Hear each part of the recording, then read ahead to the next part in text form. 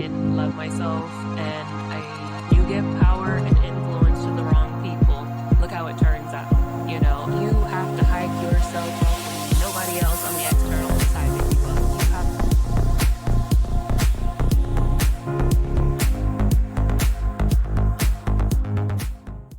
Hey guys, and welcome back to Ascension with V. I'm your host, Stashia Jeanette, and today I'm going to talk about another requested topic that was how to connect more consciously with your spiritual gifts and abilities, how to activate them. A one size fits all. It's not a one size fits all scenario, and I can only tell you what I did that to help me get in touch with mine, and that's it. Anybody that tries to give you here's how you do it and this is the only and right way to do things, I would be leery of, because it's not.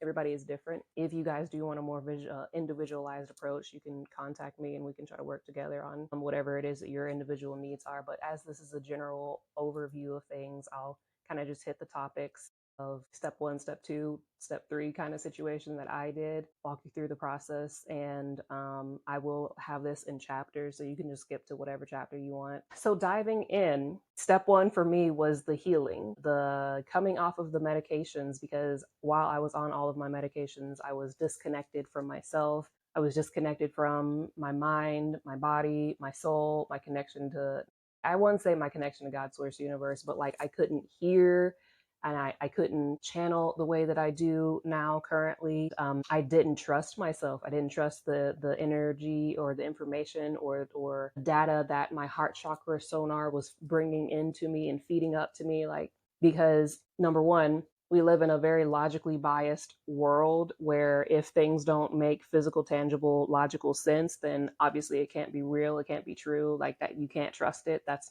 that kind of situation. So a lot of gaslighting was involved with that. And then not only that, but from early childhood of being in school and having clear cognizance or clear knowing, and knowing that something just is what it is, or knowing the answer to something, and very detailed answers, but teachers wanting to combat it, saying like, well, show your work, show it. Where's the proof?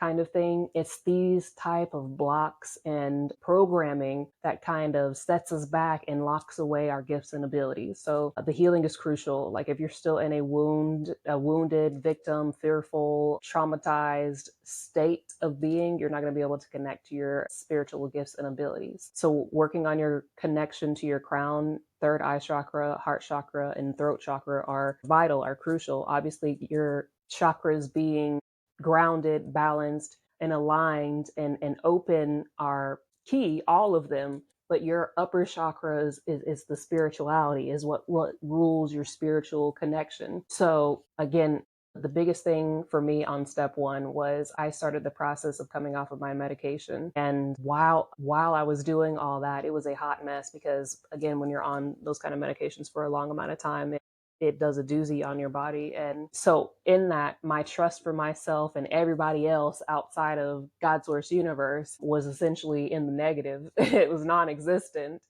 And so whenever I would do like I don't know, like an oracle pull from somebody's deck, because I hadn't made my deck yet, but whenever I pulled like either a traditional Rider-Waite tarot thing, or I had like an oracle deck that I used, I would be very leery of like whatever it was that I got. And then all the things that I would hear were very like fear-based and very just like negative. Like it was very negative energy, because that's the state that I was in.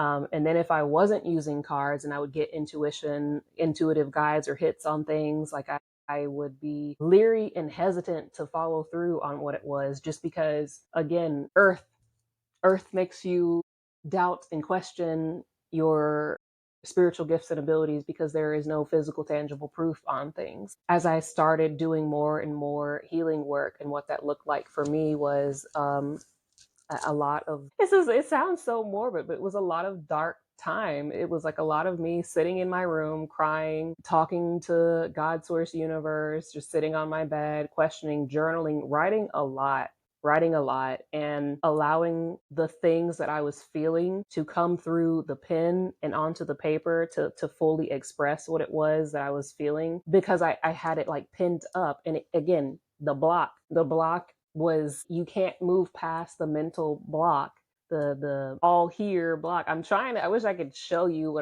but there's like a huge block that happens when you're not well spiritually, mentally, emotionally. And so in order to clear that block, you have to begin doing the work to kind of like dredge up the shit. And so it was a lot of like it was like a lot of dark writing. It was a lot of dark emotions and feelings that I had to work through. And it was a lot of me going back and trying to play like Inspector Gadget to figure out when did I stop feeling like it was okay to be myself and have my spiritual gifts and abilities. Y'all have heard me talk about it before, but like is my childhood and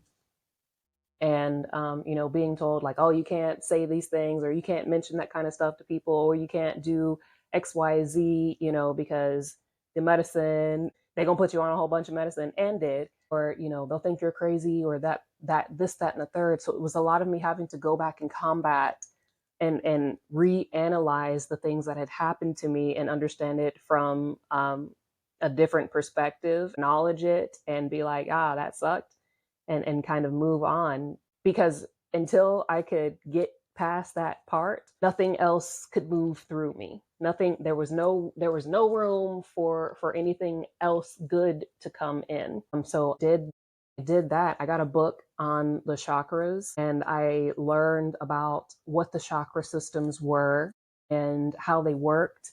And I dug in because I was really, really committed to healing. I was really, really committed to learning myself. And I did a lot of chakra work. I spent a lot of time doing a lot of visualizations for each of the chakras. I spent a lot of time trying to, like I said, going outside, spending a lot of time outdoors, putting my feet in the grass. And it was a long process of healing. So then I got to the point to where I was not in like a huge paranoid state, and revisited the spiritual gifts, from a fresher mind perspective. I revisited, like, I guess it was the tarot cards. And I'm not a tarot person. Like, I can do tarot, but I'm an oracle.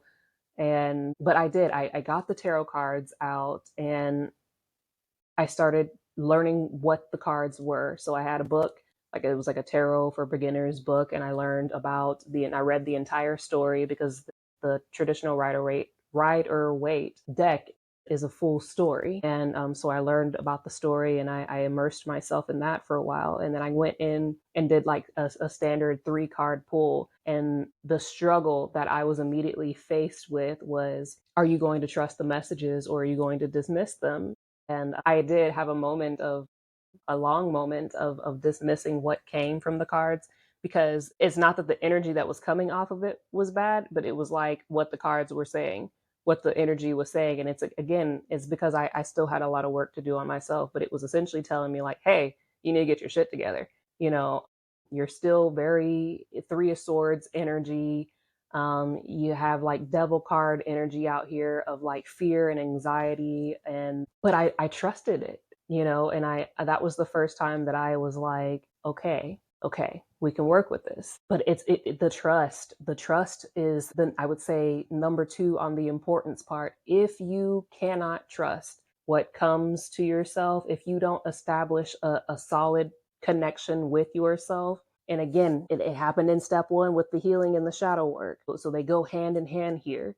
If you can't establish a good connection with yourself, you're hoed, you're screwed.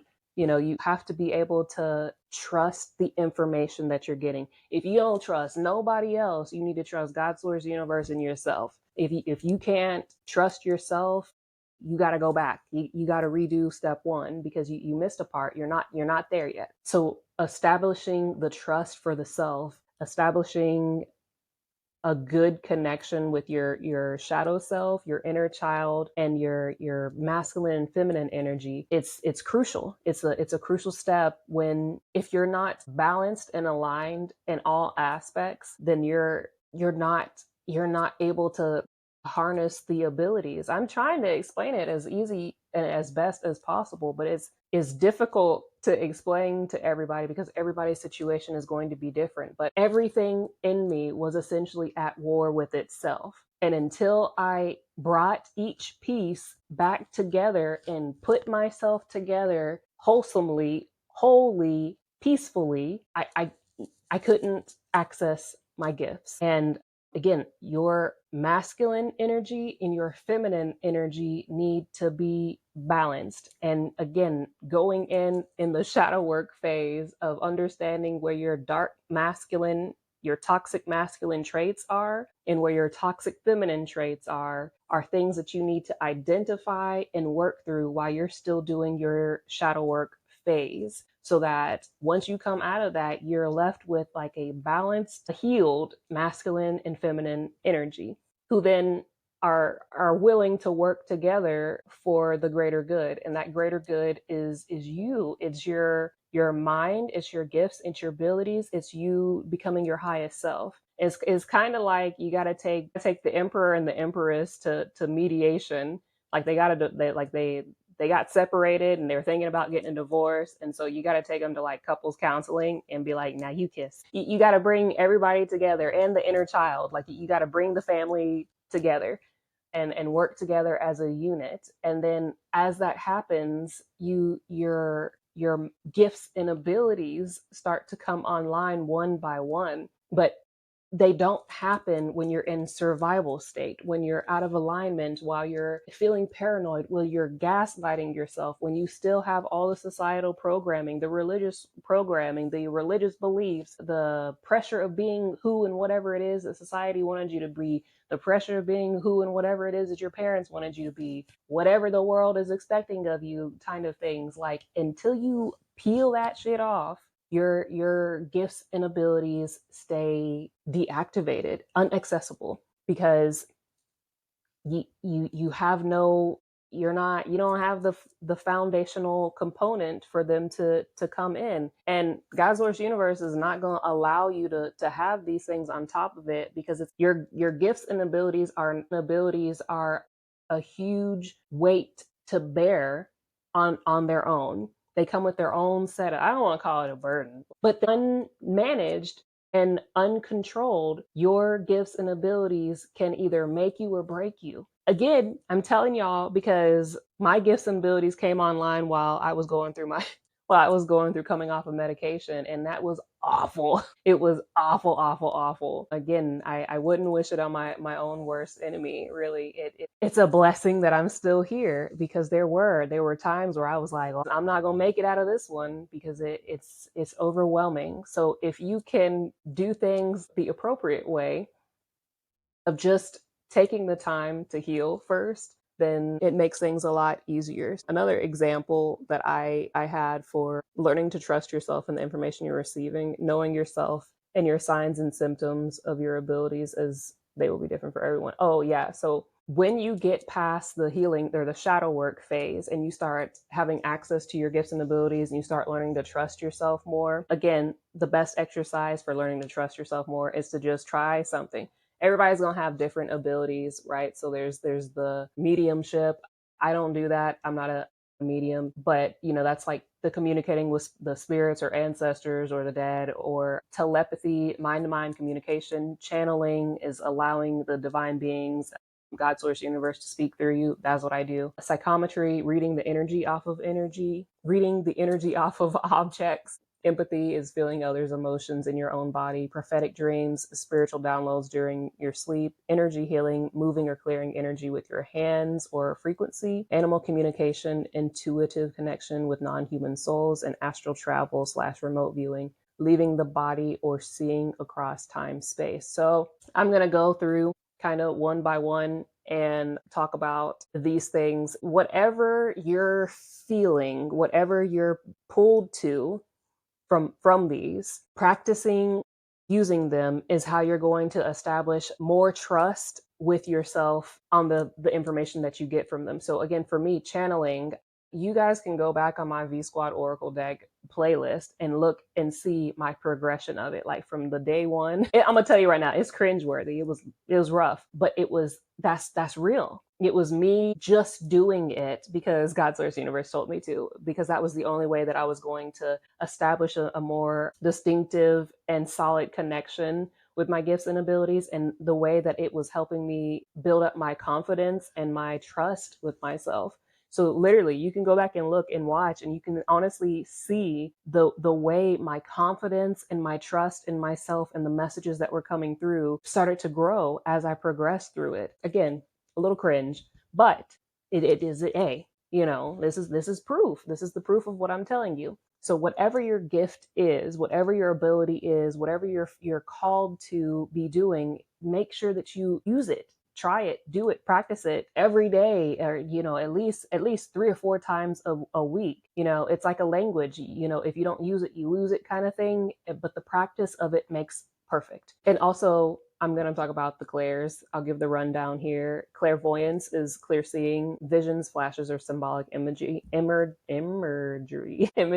Clairaudience is obviously the clear hearing, like hearing the voices, tones, and whispers. Not all voices are created equal. Please note, clairsentience, clear feeling, intuitive body or emotional responses. The claircognizance is your clear knowing.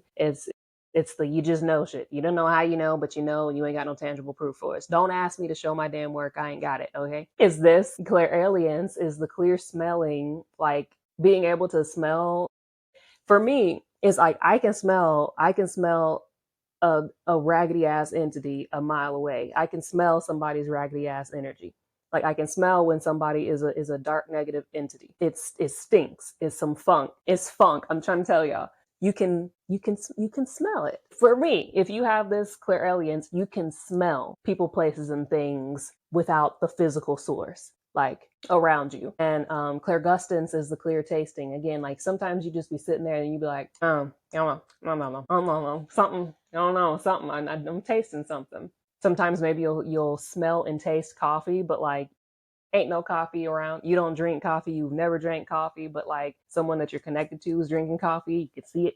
You can smell it. You can taste it. And clairtangency is clear touching. Kind of like psychometry, but it's like receiving impressions from objects. But like clairtangency and psychometry go hand in hand for me when I'm doing my reading. So like if you see me touching my cards often, is because like I'm trying to read the energy off of the cards that's attached to these timelines where these energies are at. I hope that makes sense. For your clairsentience, this is something that I had to learn as well, and I'm still learning some of the things. If you're not able to feel, hold on, let me back up. If you don't know what your ground zero energy is like and how you feel mentally, emotionally, physically, like 90% of the time when you're away from somebody, when you're by yourself, when you're sober, when there's nothing around you that can be like influencing you, say like when you're outside alone, what does your energy feel like? If you aren't able to recognize and know your own energy, then it's going to be very difficult for you to be able to detect when your clairsentience is trying to tell you that something is off with somebody or something or someplace that you're at. So like, for instance, for me, I know that like most of the time I'm just pretty chill. Like this is just me. Like I'm chill, I'm happy, I'm bubbly. And that's my base. That's my baseline energy. But like if I go somewhere and immediately I'm agitated or immediately I'm anxious, and I'm like, I gotta get out of here. I gotta get out of here. Something's off with that place. Something's wrong with it. And for a while, like I would just take it in as my own, and and then the doctors would be like, "Oh, you got generalized anxiety disorder." Like, is that what it is, or is this stank ass energy in this office? Like, it's this. You have to be able to recognize when something changes within your energy when you walk into a place. If you feel the energy of someone, all right, like if you're talking to them, or even if they just message you, or you're on the phone with them, and all of a sudden, you feeling off, that's them, that's their person, that's their energy, and you got to return that to them. Hey, no, that's not mine. But also likewise, like if you go somewhere and it feels great, it feels like God source universe is giving you a big hug, you feel like an abundance energy, you feel fulfilled, you feel good, comfortable, relaxed, happy. same with people, then that's a sign that that person, place, or thing is in alignment with you. These are my cues. Like this is what I have learned from my own self, right? These are things that I've learned about myself and my gifts and abilities. With clairaudience, my clairaudience is being able to, when I hear guidance, it's like a very soft whisper. Like the voice of the divine is not loud and it's not like aggressive. It's like a gentle guidance, a gentle whisper on things, that like that maybe I'll hear, get off at this exit here, and I'll get off at the exit, and I don't second guess it. I don't judge it. I just do it. But again, you have to be able to identify what those things are for yourself to be able to use and utilize them correctly and efficiently for your life, for your highest good. And clairvoyance is another one that not everybody sees things the same way. So like whenever I'm talking or I'm doing something, like I can see something like a faint image in my mind of whatever it is that they're trying to describe for me. And that's why I'll say, hey, I wish I could show it to you. But other people, it comes through kind of like a film strip, or sometimes it's just like a very fast, kind of like a Kodak or what is it? A Polaroid picture image. But it's different for everybody. So again, you have to be able to pay attention and be aware of what is being presented to you for your own gifts and abilities. So the way that you can harness these things is by paying attention to the way that you change after you start doing the healing. So again, you might have, I don't know, you might have claircognizance, and then randomly you'll start just knowing, oh, I got to stop at the store to get X, Y, and Z. And you don't know why you need to go and stop at the store and get X, Y, and Z, but like you just go. Recognize these things in your day-to-day activity, in your day-to-day life, when you are beginning to do these things automatically. Pay attention to when, honestly, once you get out of the healing phase, once you get out of the shadow work phase and you start the healing, that's when you need to pay attention more and more to because like I said, it's different for everybody. It's going to be different for everybody, and I'm trying really hard to hit on everything, but just practice with something. Like for your prophetic dreams, go to sleep. When you are getting ready to go to sleep, make sure that you have your phone by you so you can wake up and put like your notes and whatever it is that you saw in it. But set the intention before you go to bed and say that I will remember my dreams. I will remember my dreams. I will remember my dreams.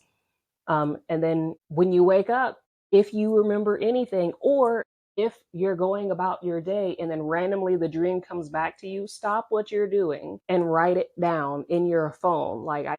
Most of the time people have their phone with them, so that's why I say, put it in your phone. But write it down in your phone or on a note, a piece of paper, because that's important.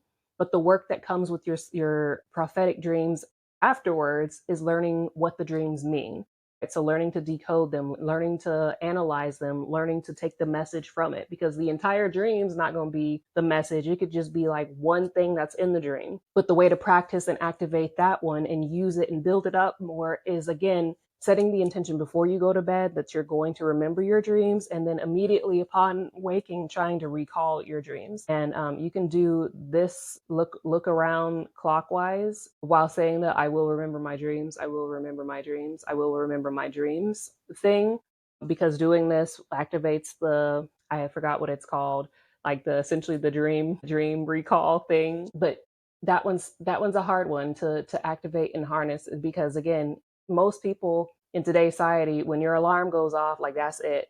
But I have now carved out, it's a crucial part of my time. Even if I wake up at 4 a.m., I'll be groggy as shit, but I will still force myself to write down what it is that I had the dream about. And what other notes I put in here? Yeah, guys, that's essentially it. I mean, I don't know. I wish I could be of more like detailed help with this, but it's really, honestly,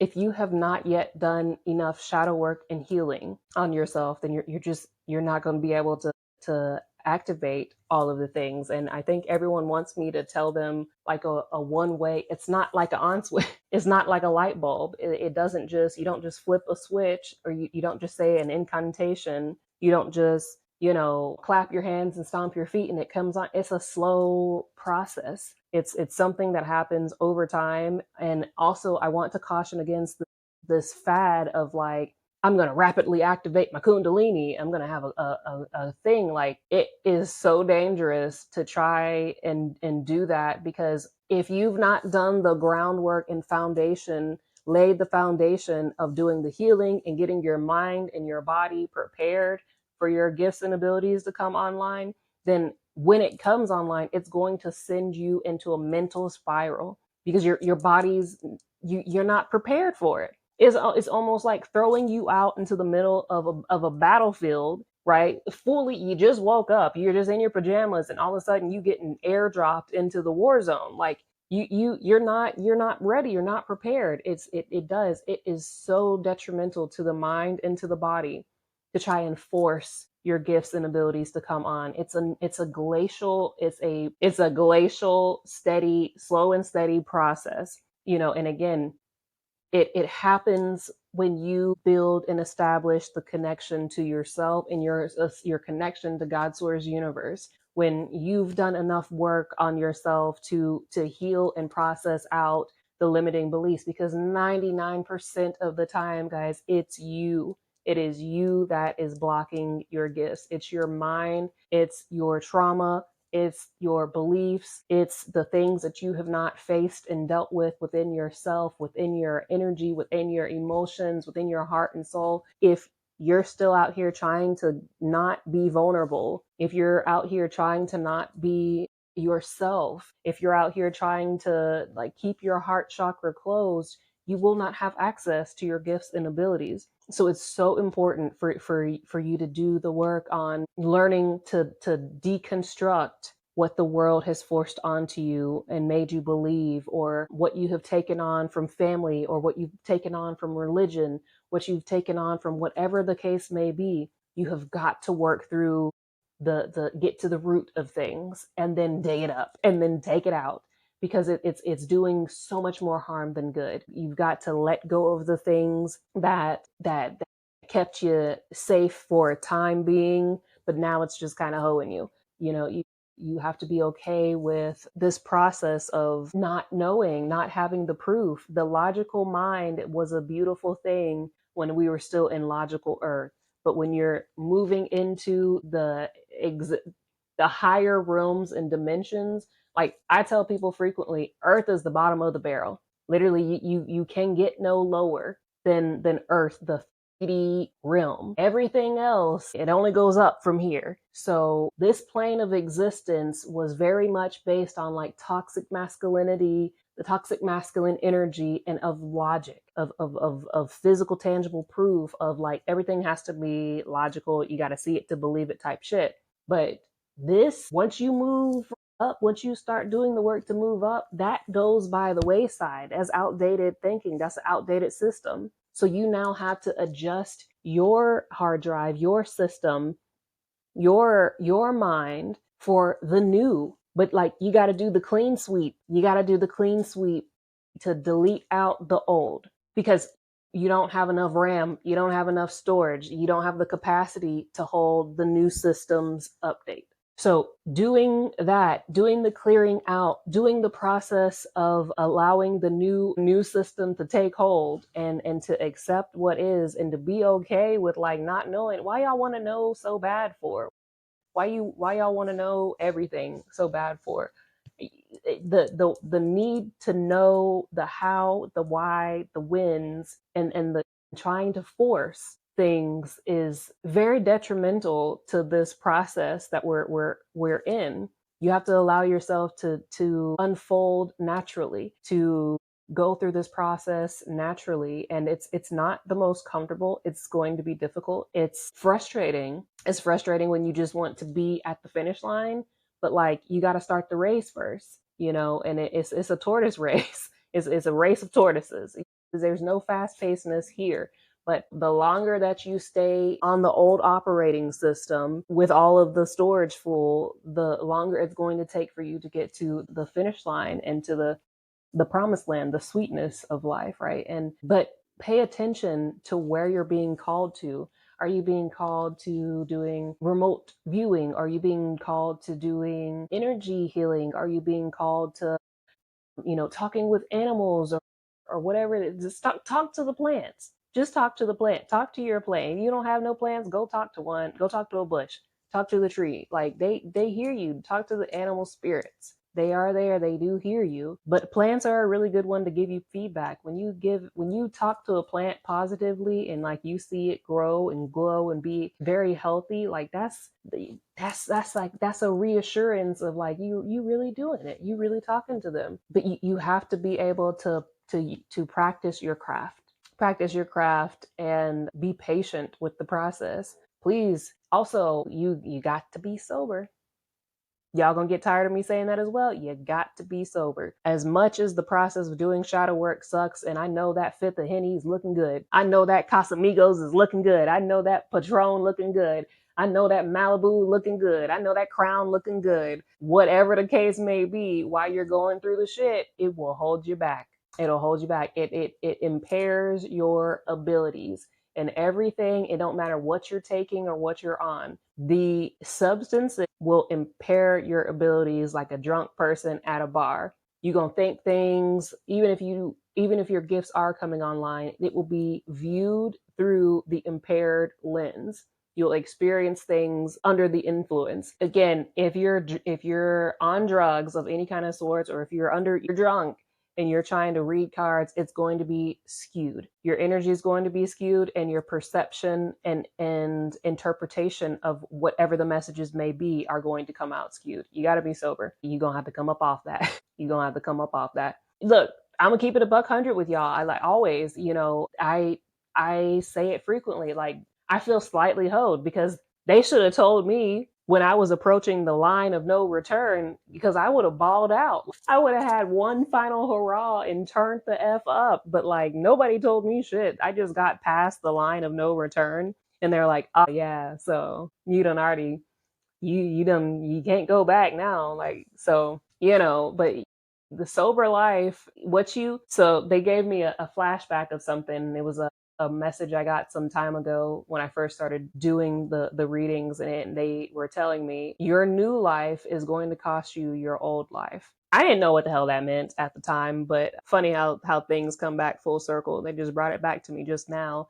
to tell y'all that your new life will cost you your old life, and that is your old life of turning up. That's your old life of living logically, of doing things the robotic, like how Earth wants you to believe and think and do and act way, the old way of being, doing, thinking, breathing, existing. You're gonna have to let go of the substances, of the addictions of any kind. Like I said, God Source Universe told me to come up off that medication, come up off that alcohol, come up off of anything or anyone that was harmful to me in any way, so that I could be a clear channel for you all. And now I'm completely sober. Your girl's just out here raw, just raw in life. Like, it's a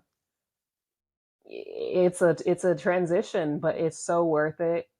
I wouldn't change things for the world, honestly. But do know that as long as you are continuing to hold on to whatever it may be, you will not be able to have full access and control of your spiritual gifts and abilities. And that's just what it is. Yeah. If you guys want an individualized thing on whatever it is, like I said, I wish I could give more in depth on it, but it's that you need to heal.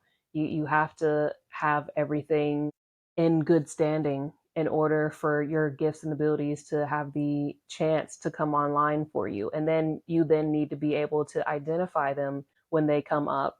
And from there, once you've identified them, it's time to put them to use. It's time to practice. Practice makes perfect on anything. There is no such thing as perfection, but you practice, really. Build that confidence up, learn to trust yourself, stop gaslighting yourself, because the world's done that enough to you, and get rid of that old outdated way of thinking about yourself, about the world, about what is or is not possible, because we only see like a small percentage of what's really happening in this world, and there's so much more that's beyond here. Like, you can't see energy, you can't see air, you can't see love, but you know these things exist. They're here. They're very real. So don't don't stay trapped in the needing the tangible for you to grow. And also don't wait until you get external validation from other people to do things, because again, as y'all see, if you go back and look at my first videos of my V Squad Oracle reading playlist, if you go all the way back and look, hey, I was sad.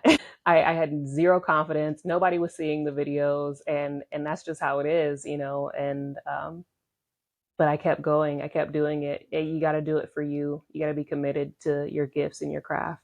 And that's what I got for y'all.